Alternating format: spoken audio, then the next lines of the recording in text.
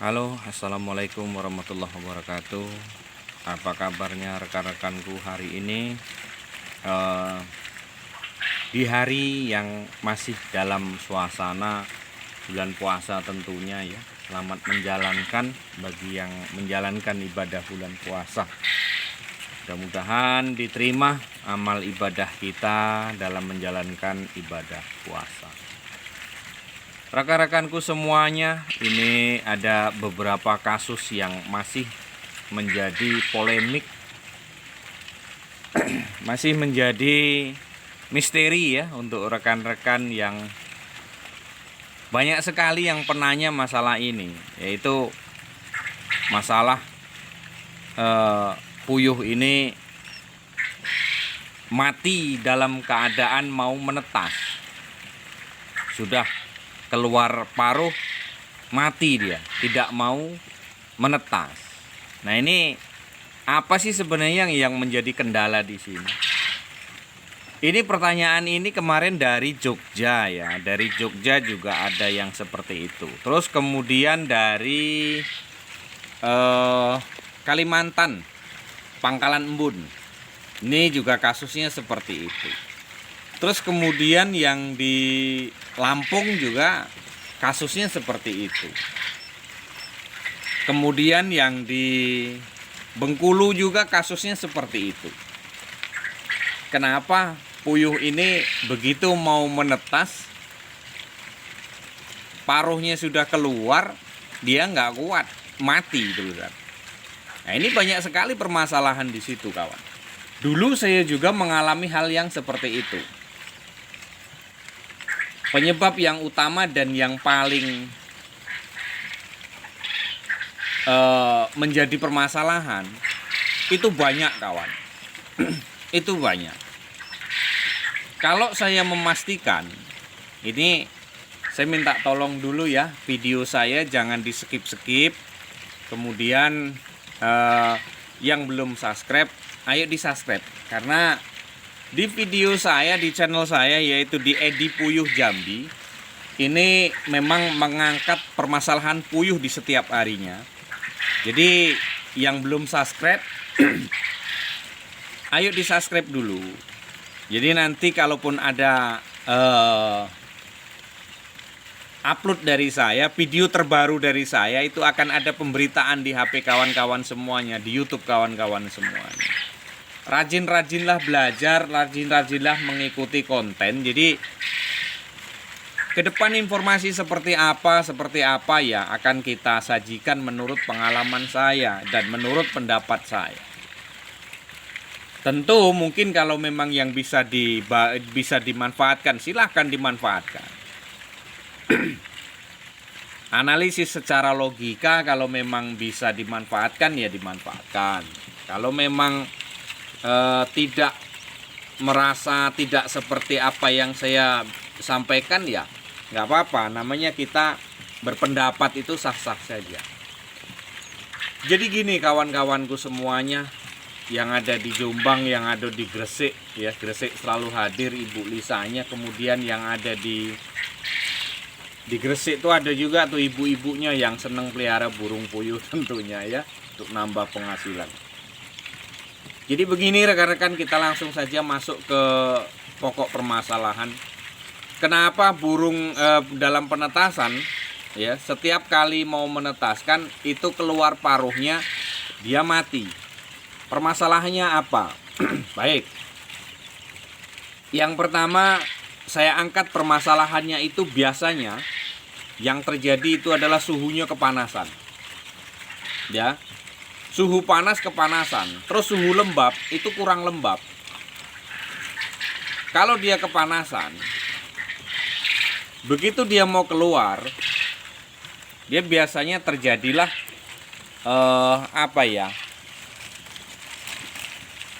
cairan yang ada di dalam itu biasanya langsung habis dia. Dia tidak ada cairan lagi untuk bisa kuat mendorong. Dia sudah kekeringan. Karena apa? Suhunya kepanasan. Itu yang pertama. Pak, suhu saya sudah pas Pak. Saya menggunakan pengaturan pakai digital. Kalau digital saya rasa tidak meleset ya. Yang sering kali meleset itu apabila kita menggunakan pengaturan termostatnya itu adalah termostat yang kapsul, yang masih manual. Nah itu kawan, itu berpengaruh kawan. Antara termostat kapsul dengan digital itu berpengaruh kawan. Kalau ini digital di kita ini. Nah ini adalah digital. Ini suhunya turun 34,3 karena pintunya saya buka.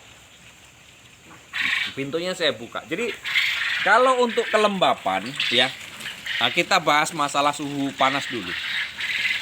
Kalau masalah suhu untuk puyuh itu sama dengan ayam kawan. Dari mulai 37, 38, 39 sudah mentok di 39.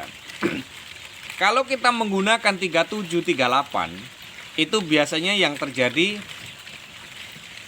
daya tetasnya keluar dari hari yang biasanya. Ya, lebih dari hari yang biasa. Biasanya kalau 37, 38 itu kalau bagi saya pribadi masih rendah kawan. Jadi terkadang bisa sampai 18 itu baru menetas atau 19 baru menetas. Itu kalau kita menggunakan suhu di 37 sampai 38. Tetapi kalau saya menggunakan suhu 38 sampai 39 itu biasanya pas di 30 pas di 38 39 itu biasanya netasnya pas. Di hari 17 itu sudah mulai pecah, sudah mulai ada yang berguyur keluar gitu. Jadi kasusnya di situ kawan. Pak sudah pakai 38 39 tapi masih juga banyak yang mati, Pak. Nah, yang pertama mungkin begitu panas teriknya matahari tengah hari itu suhu dari luar masuk kawan, sehingga menimbulkan panas ya, itu yang jelas kepanasan kawan. Ada yang tidak akurat dengan adanya suhu panas dengan kelembapan. Nah terus kemudian biasanya saya di 38 39 ya, saya dulu pernah mencoba 37 38 itu lama, istilahnya tuh daya tetas itu maju kawan, bukan di 17, dia di 18 lebih, 19 hari baru dia menetas. Nah terus kemudian yang kedua itu bisa jadi kelembapan kurang kawan. Kalau kelembapan di bawah 50 ya, di bawah 50 itu kelembapan kurang. Kelembapan kurang, kenapa kelembapan kurang? Bisa menimbulkan telur itu dehidrasi kawan. Artinya kepanasan, kehausan, dehidrasi. Sehingganya dia mau keluar tidak kuat, tidak punya tenaga lagi. Dan cangkang akan keras kalau kurang lembab. Nah kelembapan sendiri itu kalau bisa di atas 50%, 55, 60, 65. Nah itu akan memperkecil angka kematian karena tidak dehidrasi. Nah, kalaupun tidak bisa naik di angka segitu, dibantu semprot kawan. Dibantu semprot, ada di video saya itu cara mengukur kelembapan itu ada, silahkan cari saja. Nah, kemudian menambah kelembapan itu biasanya kawan ya, satu ruangan, semuanya satu ruangan ini kalau bisa di bawahnya full nampan air semua, baki air semua kawan. Nah, sampai ke sana ya, sampai ke ujung sana, pokoknya ruangan bawah ini usahakan full air semua, baki air semuanya. Ya, jadi untuk mengukur kelembapan. Kenapa kelembapan tidak naik? Biasanya telur ngisinya terlalu full. Jadi dia tidak bisa dari celah-celah ini, tidak bisa. Dia dari celah-celah seperti ini dia tidak bisa naik kelembapannya. Nah, itu bisa juga seperti itu. Kurangnya suhu panas termostat dalam keadaan suhu yang rendah itu menimbulkan daya serap panas masuk ke dalam kurang. Tetapi bisa juga menetas di usia dini. Artinya di usia 15 hari sudah menetas, Pak, yaitu karena terlalu panas. Sehingga kuning telur di dalam itu terlalu cepat menyerap hawa panas. Nah itulah menimbulkan cepatnya untuk menetas. di usia dini. Terkadang ya banyak yang cacat gitu. Nah, kemudian kenapa kok dia sampai banyak paruh keluar, kok dia mati? Bisa jadi itu indukannya sedarah, kawan. Kalau indukan sedarah itu secara fisik dia terkadang kurang kuat. Tetapi itu kecil kemungkinan ya. Kalau yang besar kemungkinan yang jelas itu adalah suhu, kawan. Jadi suhu itu tadi tidak sinkron antara kelembapan dengan panas gitu. Dia kalau kelembapan kurang di bawah 50, di bawah 50 itu cangkang telur akan keras. Ya, akan keras. Maka puyuh ini mematuk tidak kuat gitu. Karena kurangnya lembab dari awal. Sehingga cangkang telur ini keras. Makanya diukur dengan menggunakan hygrometer. Masalah kelembapan. Jadi kita tahu kelembapan ini maunya berapa. Terus di angka berapa. Naikkan kelembapan seperti apa. Nah, itu ada di video-video saya yang sebelum-sebelumnya. Silahkan scroll saja ke bawah terus. Nah, itu nanti akan ketemu mengatur kelembapan. Nah, ini adalah menjadi momok untuk kita, kawan. Jadi ya, dalam menetaskan itu biasanya berbeda-beda kasusnya, berbeda-beda permasalahannya. Tetapi rata-rata yang dihadapi itu seperti itu, kawan. Itu rata-rata yang dihadapi, nggak kuat keluar, dia mati. Nah, itulah permasalahannya. Bisa jadi lembabnya kurang ya. Kalau untuk naikkan kelembapan, saya rasa kalau untuk mesin tetas ini ya, kalau di bawahnya ini kita menggunakan baki air yang full ya, seperti ini full, itu rapat ya, rapat semuanya dari ujung ke ujung, pokoknya full isi air bawah. Biasanya itu naik, kawan, 55. Kalau memang jarak mesin tetasnya itu jangan terlalu besar. Artinya ketinggian itu jangan terlalu tinggi benar ya. Antaranya lantai sini, lantai bawah dengan lantai atas ini jaraknya perkisaran cuma 40, kawan, atau di 38 39. Jarak sini dengan jarak ini, jarak lantai bawah untuk baki air ini sekitar 7 cm saja, kawan. Ya, jangan terlalu tinggi. Kalau terlalu tinggi dia jauh dari air.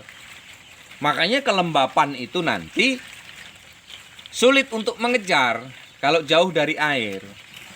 Usahakan dekat dari air. Makanya jangan terlalu tinggi. Kalau 50 cm itu terlalu tinggi, kawan. Nanti jaraknya terlalu tinggi. Nah, ini 40 lah itu yang ideal tuh. Kalau saya bikin 38 39 ini. Ya, nah itu kawan-kawan, kita pelajari sama-sama. Mungkin di dalam uraian ini masih banyaknya juga terjadi kekurangan saya mengurai ya. Silakan nanti dipertanyakan juga, nggak apa-apa. Malu bertanya ya kita ya nggak bakalan berhasil, kawan. Kalau kita malu bertanya kita nggak bakalan berhasil. Ya, jadi pertanyakan saja apa yang menjadi keluhan ya, nanti coba kita urai sama-sama. Bukan berarti saya yang paling pintar, kawan. Ya, bukan berarti saya paling pintar, bukan berarti saya yang paling bisa. Semuanya itu saya jelaskan berdasarkan pengalaman saya. Dulu waktu baru-baru saya netaskan seperti itu. Pengaturan saya memakai termostat yang kapsul, yang bulat seperti itu. Nah, itu ternyata kurang efektif ya. Terus kemudian kami ganti menggunakan digital. Rata-rata seperti itu, kawan. Nah, jangan takut kesalahan, jangan takut segala tidak berhasil. Ya, tidak berhasil itu kita jadikan guru untuk di awal-awal kita. Nah, jadi rekan-rekanku semuanya tetap semangat ya. Apapun resikonya jangan kasih kendor lah. Kita semangat terus berjuang ya. Ya, semangat tanpa batas lah pokoknya. Terinspirasi, harus menciptakan, harus mempelajari semuanya. Jangan sampai kita kendor di situ, jangan sampai kita patah semangat. Jadi tetaplah berkarya, tetaplah semangat ya untuk berjuang untuk semuanya. Jadi rekan-rekan, mungkin hanya itu, kurang lebihnya mohon maaf ya. Silahkan di subscribe, di like, di komen ya, untuk sama-sama kita biar bisa channel kita berkembang di dunia peternakan puyuh tentunya. Salam sukses selalu untuk rekan-rekanku di seluruh Nusantara. Kurang lebih mohon maaf. Wassalamualaikum warahmatullahi wabarakatuh.